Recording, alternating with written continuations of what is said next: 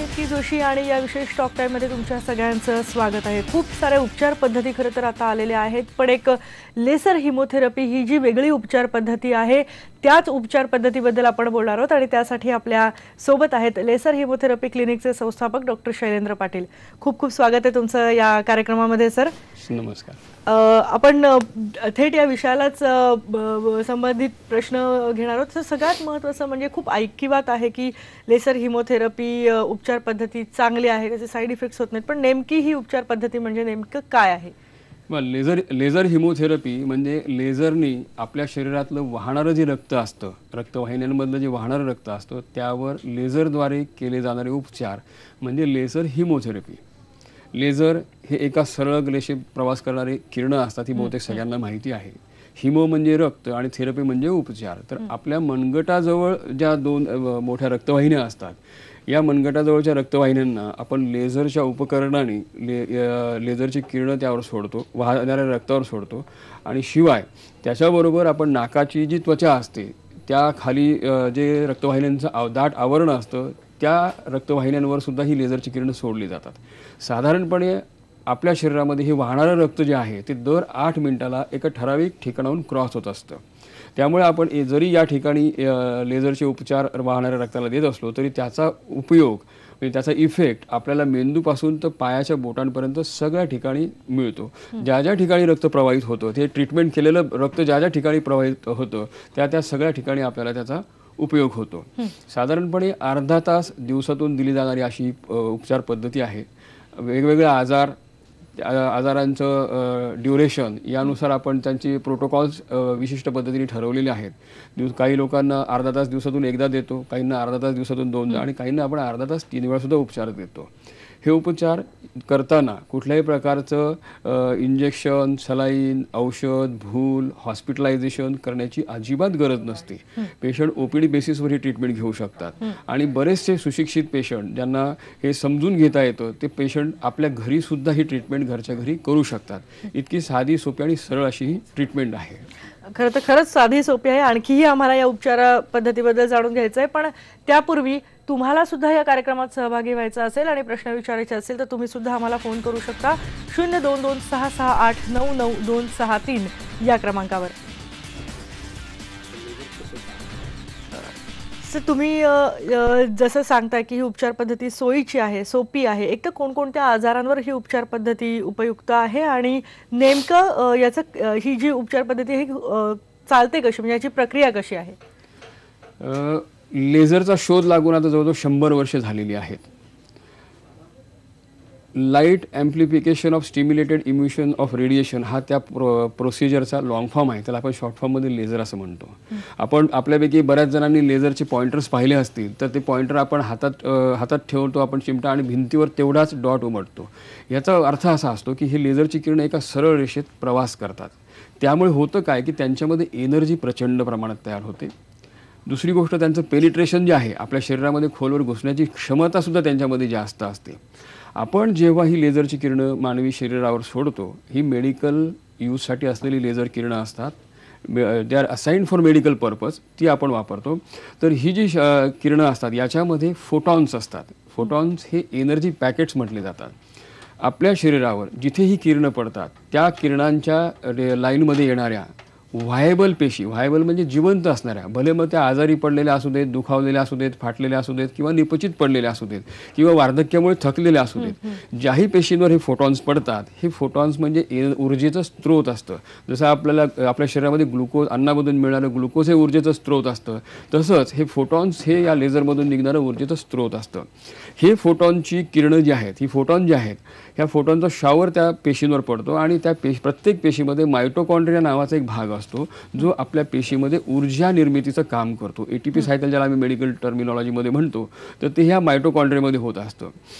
प्रत्येक पेशीचं मायटोकॉन्ड्रिया हे त्या फोटॉन्सला ॲब्सॉर्ब करतात आणि त्याबरोबर त्याचं एनर्जी जनरेटर जे आहे ते चालू होतं आणि त्या पेशी पूर्णपणे उद्दीपित होतात। एकदा पेशी उद्दीपित झाल्या की त्यांना नैसर्गिकरित्या नेमून दिलेलं काम त्या पूर्ण क्षमतेने करायला लागतात। आता आपण वाहणाऱ्या रक्तावर जेव्हा ट्रीटमेंट करतो तेव्हा वाहणाऱ्या रक्तामध्ये तांबड्या पेशी, पांढऱ्या पेशी, प्लेटलेट्स, फायब्रिनोजेन, प्लाझ्मा, सीरम अशा बरेच गोष्टी त्या ठिकाणी वाहत असतात। या लेझर किरणांचा परिणाम अशा पद्धतीने होतो की तांबड्या पेशी ज्या आहेत त्यांचं ग्लुकोज कॅरिंग कॅपॅसिटी आणि ऑक्सिजन वाहून नेण्याची जी कॅपॅसिटी आहे त्याच्या ह्याच्यामध्ये जवळजवळ 28 ते 36% इम्प्रूव्हमेंट होते. त्यामुळे मेंदूचा, हृदयाचा ऑक्सिजनचा पुरवठा आणि ग्लुकोजचा पुरवठा ह्या तेवढ्या प्रमाणात वाढतो. त्यामुळेच बेसिकली आपल्याला मेंदूशी संबंधित आजार आणि हृदयाशी संबंधित आजारांवर ह्याचे अतिशय चांगले परिणाम बघायला मिळतात. पांढऱ्या पेशी ज्या असतात त्या पांढऱ्या पेशींचं काम आपल्या शरीरामध्ये जमा होणारं फ्री रॅडिकल्स, बॅक्टेरिया, व्हायरस किंवा हे बाहेरचे जे जंतू, संसर्ग ज्याला म्हणतो आपण, त्यांचा कचरा साफ करणं हे असतं. जेव्हा पांढऱ्या पेशी पूर्ण क्षमतेने काम करायला लागतात तेव्हा आपली प्रतिकारशक्ती वाढते. छोट्या मोठ्या आजारांमध्ये 4-5 दिवसामध्ये बऱ्यापैकी गोष्टी नॉर्मल यायला लागतात आणि पांढऱ्या पेशी उत्तेजित झाल्यामुळे जुनाट आजार जे असतात म्हणजे संधिवात किंवा दमा किंवा बाकीचे जे सिरो निगेटिव्ह आजार असतात तर ते सुद्धा त्या पद्धतीने नॉर्मलला यायला लागतात. रक्तामध्ये वाहणाऱ्या ह्या घटकांबरोबरच रक्तवाहिन्यांमध्ये जे आवरण असतं आतल्या बाजूनी रक्तवाहिन्यांचं त्याला आपण एंडोथिलियम असं म्हणतात. ह्या एंडोथिलियममध्ये नायट्रिक ऑक्साईड तयार होतो. नायट्रिक ऑक्साईड हे आपल्या रक्ताभिसरण संस्थेचं संरक्षणाचं देवाने दिलेलं सर्वात महत्त्वाचं मेकॅनिझम आहे. हे नायट्रिक ऑक्साईड तयार झाल्यानंतर त्याच्यापासून रेडॉक्स सिग्नलिंग प्रणाली ही कार्यान्वित होते आणि आपल्या शरीराला भरून येण्याकरता जखमा असू देत, आजारी पडलेला पार्ट असू देत, तर त्या ठिकाणी आपल्याला ॲक्शन घेणं गरजेचं आहे. यासाठी जी काही मेकॅनिझम आहे ती स्टिम्युलेट होते.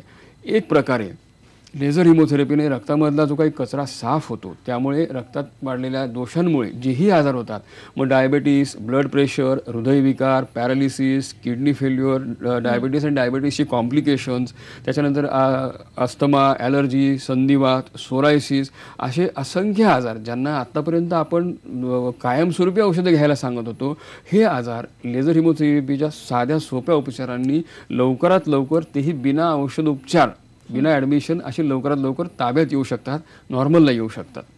नक्कीच. म्हणजे सगळ्या आजारांवर ही उपचार पद्धती उपयोगाची आहे. पण याची तीव्रता कशी आहे, म्हणजे ट्रीटमेंट किती घ्यायची हे कसं ठरवलं जातं? लेझर हिमोथेरपीचे उपचार अतिशय साधे, सोपे, सरळ असतात. मी पुढच्या ह्याच्यामध्ये तुम्हाला दाखवतो ॲक्च्युली ते लेझर डिव्हाइस कसं लावलं जातं, कसं वापरलं जातं. ट्रीटमेंटचे प्रोटोकॉल्स जे आहेत ते गेल्या 5 वर्षातल्या संशोधनानंतर मी जे तयार केले आहेत त्या प्रोटोकॉल्सप्रमाणे आपण जातो. जितका आजार जुना तितके साधारण महिने आपण गृहीत धरावे. सरासरी 3 ते 6 महिन्यामध्ये बहुतेक लोकांचं डायबेटीस, हृदयविकार, अस्थमा, ॲलर्जी हे जे काही आजार मी सांगितले 3 ते 6 महिन्यात बऱ्याचशा लोकांचे नॉर्मलला येतात. ज्यांचा आजार अतिशय जुनाट असतो किंवा ज्यांचं शरीर थकलेलं असतं, शरीरामध्ये तेवढी ताकद राहिलेली नसते, त्यांना 6 ते 9 महिन्यापर्यंतचा वेळ लागतो. हे ट्रीटमेंट मेकॅनिकल ट्रीटमेंट आहे. ही सर्वांसाठी सारखाच परिणाम देते. आता होतंय काय की आपण लेझरमुळे नव्या रक्तवाहिन्या तयार होणे, नव्या पेशी तयार होणे, इन्शुलिन तयार करणाऱ्या पेशी तयार होणे, इन्शुलिनचे रिसेप्टर तयार होणे, ह्या ज्या गोष्टी अपेक्षित धरतो त्यासाठी आपल्याला न्यूट्रिशनकडे सुद्धा लक्ष देणं गरजेचं असतं, जे बहुतांशी ह्या रुग्णांमध्ये होत नाहीत. खाण्यापिण्याचे जे काही पथ्य सांगितले जातात त्याच्या पलीकडे जाऊन ज्या गोष्टी आपल्याला नवीन पेशी तयार करण्याकरता लागणार आहेत किंवा जेव्हा नवीन रक्तवाहिन्या तयार होण्याकरता लागणार आहेत, ह्या गोष्टींचा आपण सायमल्टेनियसली आहारात समावेश केला तर साधारण 3 ते 6 महिन्यात बहुतेक लोकांचं डायबिटीसचं जे मॉनिटरिंग करतो आम्ही HbA1c, तर हे HbA1c 6-6.5च्या खाली यायला सुरुवात होऊन जाते. लक्षात घ्या, 6च्या खाली जेव्हा तुमची सरासरी साखर येते तेव्हा तुम्ही नॉर्मल माणसाच्या रेंजमध्ये आलेले असतात. लेझर हिमोथेरपी चं सर्वात महत्त्वाचं वैशिष्ट्य असं आहे की मी मगाशी जी प्रक्रिया सांगितली त्यानुसार लेझर हिमोथेरपी आपल्या स्वतःच्या शरीराला, स्वतःच्या पेशींना स्वतःचं काम स्वतः करण्यासाठी उद्दीपित करते. म्हणजे थोडक्यात काय की जरी लेझर हिमोथेरपीची ट्रीटमेंट चालू असताना तुमची साखर 50, 60, 70 इतकी खाली आली तरी सुद्धा तुम्हाला हायपोग्लायसिमियाची कुठलीही लक्षणं जाणवत नाही. ॲलोपॅथीच्या ज्या आपण गोळ्या वापरतो त्या गोळ्या बेसिकली केमिकल्स असतात, त्यांना हाफ लाईफ असतं. म्हणजे एका ठराविक कॉन्सन्ट्रेशन जितक्या वेळ त्याचं रक्तामध्ये मेंटेन होतं त्याला आपण हाफ लाईफ असं म्हणतो. आणि हे हाफ लाईफ जेव्हा संपतो तेव्हा त्या गोळीचा इफेक्ट संपतो. आपण जेवल्यानंतर किंवा सकाळच्या संध्याकाळच्या जेवणाआधी ज्या गोळ्या घेतो त्यानंतर जर आपण जेवलं नाही तर रक्तातली साखर अतिशय जास्त प्रमाणात कमी होते, त्याला हायपोग्लायसिमिया म्हणतात आणि त्याचा त्रास डायबिटीसच्या बहुतेक पेशंट्सनी अनुभवला असेलच. बरोबर. लेझर हिमोथेरपीच्या उपचारांमध्ये आणि ह्या उपचारांमध्ये हा महत्त्वाचा फरक आहे. आपलं शरीर स्वतःची साखर स्वतः कंट्रोल करायला सुरुवात करतं, जे तुम्हाला डायबिटीस होण्याआधी बॉडी स्वतः करत होती. त्याच पद्धतीचं मेकॅनिझम आपण बॉडीला परत आठवण करून देतो आणि परत स्टिम्युलेट करून आपण त्या मार्गावर त्यांना आणून सोडतो. हा बेसिकली ट्रीटमेंट ह्याचे मग म्हणजे औषधांबरोबरच आपण ही उपचार पद्धती घेऊ शकतो का? औषधं थांबवायला लागतात त्यासाठी काही काळ जी तुमची डायबिटीसची असतील औषधं किंवा रक्तदाबाची औषधं असतील, या औषधांबरोबरच आपण ही पण ट्रीटमेंट घेऊ शकतो? नाही, डायबिटीस, ब्लड प्रेशर, हृदयविकार या आजारांची तुमची जी औषधं चालू आहेत ती औषधं तशीच चालू ठेवायची. सध्या आपली ट्रीटमेंट अतिशय शास्त्रशुद्ध पद्धतीने आपण समजून घेतली पाहिजे आणि त्याप्रमाणे केलं पाहिजे. तुम्हाला हे माहीत असतं की आपण डायबिटीसची 5 वर्षापासून 10 वर्षापासून औषधं घेऊन सुद्धा आपली साखर ह्या प्रमाणात राहते आहे. तर त्याबरोबर आपण हिमोथेरपीची ट्रीटमेंट सायमल्टेनियसली चालू करतो. सुरुवातीला कुठलीही औषधं मॉडिफाय करायची नाही, मनाने त्याच्यात बदल करायचा नाही, डॉक्टरांना विचारल्याशिवाय बदल करायचा नाही. लेझर हिमोथेरपीचा इफेक्ट साधारणपणे डॉक्युमेंटेड इफेक्ट दिसायला म्हणजे आपल्या रिपोर्ट्सवर बदल दिसायला लागायला साधारण 3 ते 4 आठवड्यांचा वेळ लागतो. त्यामुळे आपण डायबिटीसची लेझर हिमोथेरपीची ट्रीटमेंट चालू करताना सुरुवातीला पेशंट्सला काही ठराविक चाचण्या करून घ्यायला सांगतो आणि 1 महिन्याच्या उपचारानंतर ह्याच चाचण्या आपण परत रिपीट करायला सांगतो.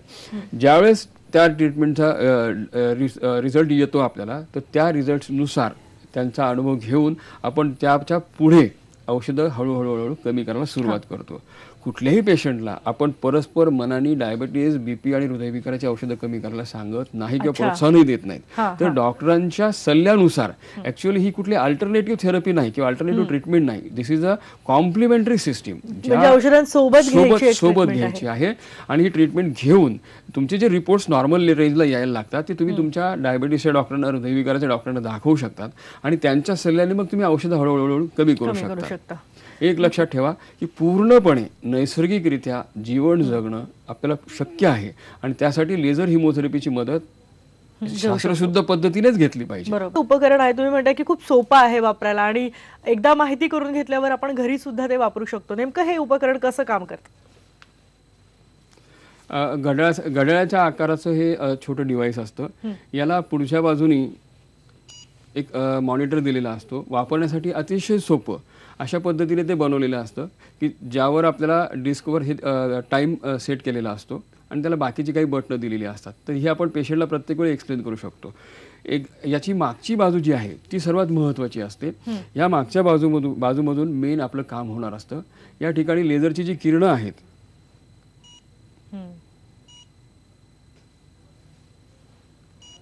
या ठिकाणी लेझरची किरणं अशी बाहेर पडतात. तर ही जी किरणं आहेत ही किरणं आपण रेडियल आर्टरी आणि अल्नर आर्टरी अशा आपल्या ज्या 2 रक्तवाहिन्या असतात इथे मनगटाजवळ त्यावर आपण जोडतो. म्हणजे हे घड्याळासारखंच आहे, टिपिकल घड्याळासारखंच डिव्हाइस आहे. आणि ह्या पद्धतीने आपण ते बांधलं की मनगटावर बांधल्यानंतर आपण त्याला नाकामध्ये जोडण्यासाठी आणखीन एक अटॅचमेंट असते, त्याला नेझल प्रोब असं म्हणतात. अतिशय सोप्या पद्धतीने त्याची अटॅचमेंट असते. आणि हा जो नेझल प्रोब आहे हा आपण डाव्या नाकपुडीमध्ये देतो. डाव्या हाताला हे मनगटाच्या बांधलं जातं. लेझरचं नेझल प्रोब आपण नाकामध्ये ठेवल्यानंतर हे मशीन ऑन करणं अपेक्षित असतं. एकदा ऑन केलं की तुम्हाला नाकामध्ये आणि मनगटाजवळ अशी लेझरची किरणंसुद्धा दिसू शकतात. या ठिकाणी दोन्ही ठिकाणी लेझरची लाल प्रकाश दिसेल आणि नाकाला ज्या ठिकाणी आपण हे इलेक्ट्रोड ठेवले त्या ठिकाणी तुम्हाला ते प्रकाश जाणवतो. ही ट्रीटमेंट तुम्ही बसूनही घेऊ शकतात, झोपूनही घेऊ शकतात. तुम्हाला ही ट्रीटमेंट घेण्याकरता वेळेचं कुठलंही बंधन नाही की म्हणजे तुम्ही जेवणाच्या 2 तास आधी घ्या, जेवणाच्या नंतर घ्या, उपाशीपोटी घ्या, कुठल्याही प्रकारचं बंधन नाही. तुमच्या कन्व्हिनियन्सप्रमाणे तुम्हाला निवांत असलेला अर्धा तास हा वेळ निवडावा आणि ही ट्रीटमेंट घ्यावी. ज्यांना शक्यतो डायबिटीस आणि डायबिटीसची कॉम्प्लिकेशन्स किंवा हृदयविकार आणि त्याची कॉम्प्लिकेशन्स असतात अशा पेशंटला आपण ही ट्रीटमेंट झोपून घ्यायला सांगतो. कारण झोपलेल्या अवस्थेमध्ये आपलं संपूर्ण शरीर रिलॅक्स आणि शिथिल होतं.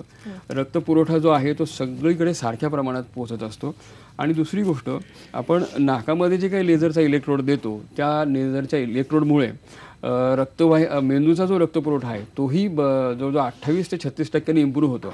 त्यामुळे तुम्हाला झोप शांत येऊ शकते. आता आमचा 5 वर्षातला अनुभव आहे की अर्ध्या तासाच्या ट्रीटमेंटमध्ये बरेचसे पेशंट सांगतात की डॉक्टर ट्रीटमेंट संपली तरी आम्हाला उठवू नका, कारण अशी झोप आम्हाला घरी पण मिळत नाही, शांत झोप लागते. जे वर्षानुवर्ष झोपेच्या गोळ्या घेणारे लोक आहेत त्यांच्यासाठी सुद्धा हाच मोड आपण वापरतो आणि त्यांचाही अनुभव हाच असतो की 1-2-3 दिवसानंतर ती एक फ्रिक्वेन्सीच बदलून जाते, झोपेची क्वालिटी बदलून जाते.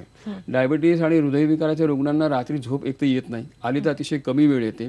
साधारण झोपून झालं 4 तास 3 तास 4 तास जरी झोप झाली तरी दिवसभर यांना थकल्यासारखं आणि अनएनर्जेटिक म्हणजे निरुत्साही असा प्रकारचा एक हे असतो. लेझर हिमोथेरपीमुळे बेसिकली झोप जी येते तिची क्वालिटी अतिशय चांगली असते. त्यानंतर दिवसभर ह्या लोकांना कुठल्याही प्रकारचा थकवा जाणवत नाही. कुठल्याही प्रकारचा डायबिटीसच्या पेशंट्सना बऱ्याचदा खूप थकवा जाणवतो. आणि जे लोक सांगतात, आणि आता तर पेशंट लोक आम्ही 2 वेळा वापरायला सांगतो, तर शेड्यूल इतकं छान पद्धतीने पेशंट स्वतःच तयार करून घेतात की सकाळी नाश्ता झाल्यानंतर अर्धा तास ते हिमोथेरपीचा उपचार घेतात. त्यानंतर दुपारी 12, 1, 2 वाजेपर्यंत पूर्ण करमणुकीचे कार्यक्रम आहेत, त्यांच्या आवडीचे कार्यक्रम ते करतात. दुपारी 2 वाजता जेवल्यानंतर 4 ते 6 तास आराम करतात. 5-6 वाजता परत दुसरं सेशन घेतात. रात्री 11-12 वाजेपर्यंत पूर्णपणे ऍक्टिव्हिटी चालू असते. आणि सर्वात महत्त्वाचा फीडबॅक हा आहे की ह्या सर्वांच्या ह्याच्यामध्ये इम्प्रूव्हमेंट परफॉर्मन्समध्ये प्रचंड प्रमाणात इम्प्रूव्हमेंट सुद्धा होते, म्हणजे त्यांच्या कार्यक्षमतेत सुद्धा इम्प्रूव्हमेंट होते. अदरवाईज नॉर्मली डायबिटीसच्या पेशंटचं असं टिपिकल आजारासारखं वागणं असतं की थोडंसं 4-5 पावलं चाललं चिडचिड होतात, थकून जातात, काही करूच नाही असं वाटतं. या सगळ्या गोष्टी हळूहळू साधारणपणे 8-10 दिवसामध्ये लाईनीवर येऊन जातात आणि they start enjoying their life again. आपला उद्देशच तो आहे ट्रीटमेंटचा की you should be back to your normal life, जे आधी तुमचं होतं त्या पद्धतीने आपण नैसर्गिक पद्धती. तुम्ही सांगताय डायबिटीस असेल किंवा रक्तदाब असेल किंवा हृदयविकार असेल, या आजारांवर या उपचार पद्धतीचा विशेष उपयोग होतो. मधुमेह किंवा डायबिटीस असताना काही खूप कॉम्प्लिकेशन्स असतात, काही जुनाट आजार त्यातून वर डोकं बाहेर काढतात. अशा वेळेला या उपचार पद्धतीचा नेमका काय उपयोग होतो? डायबिटीस हा वाईट आजार नाही, पण डायबिटीसमुळे होणारी जी कॉम्प्लिकेशन्स आहेत ती फार जीवघेणी असतात. म्हणजे नको असं करून सोडण्यासाठी जर असतील तर ते डायबिटीसची कॉम्प्लिकेशन्स असतात. आधुनिक वैद्यकशास्त्राच्या रिसर्चप्रमाणे हे अगदी सिद्ध झालं आहे की डायबिटीसची सगळी कॉम्प्लिकेशन्स, मग ती peripheral neuropathy, diabetic neuropathy, रेटायनोपॅथी, नेफ्रोपॅथी, cardiomyopathy असू देत किंवा पॅरालिसिस असू देत, ह्या सगळ्या गोष्टींना मायक्रो एन्जिओपॅथी म्हणजे सूक्ष्म केशवाहिन्या ज्याला म्हणतो आपण, त्यांची जी काही ब्लॉकेजेस डेव्हलप होतात किंवा त्यांची जी गडबड डेव्हलप होते ही त्याचं मूलभूत कारण आहे. ॲलोपॅथीला आत्तापर्यंत मायक्रो एन्जिओपॅथी ट्रीट करण्यासाठी असं कुठलंही औषध सापडलेलं नाही. आपण लेझर हिमोथेरपीने नेमकं ह्याच गोष्टीला अचीव करतो. त्यामुळेच लेझर हिमोथेरपीनं डायबेटिक रेटायनोपॅथी म्हणजे डोळ्यांच्या पडद्याच्या रक्तवाहिन्यांचे जे आजार असतात, डायबिटीसच्या पेशंटला दिसायला कमी होतं, नजरेला कमी होतं. रेटायना म्हणून जो मागे पडदा असतो त्याच्यावरच्या रक्तवाहिन्या ब्लॉक व्हायला लागतात.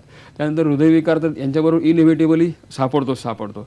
किडनीचं सर्क्युलेशन डिस्टर्ब व्हायला लागलं की किडनी फेल्युअर व्हायला लागतात. पायाच्या शिरा असतात त्यांकडचा मायक्रो एन्जिओपॅथी डेव्हलप झाली की डायबिटीसच्या पायात जळजळ होणे, आग होणे, पायातून चप्पल निघून जाणे, ही जी काही लक्षणं आहेत त्याला डायबेटिक न्यूरोपॅथीची लक्षणं म्हणतात. ही लक्षणं ही दिसायला लागतात. आपण लेझर हिमोथेरपीने मी सुरुवातीला सांगितलं की आपण एक्झॅक्टली वाहणाऱ्या रक्ताला ट्रीट करतो. म्हणजे आपण ट्रीटमेंट केलेलं रक्त हे वाहून पूर्ण बॉडीमध्ये फिरतं.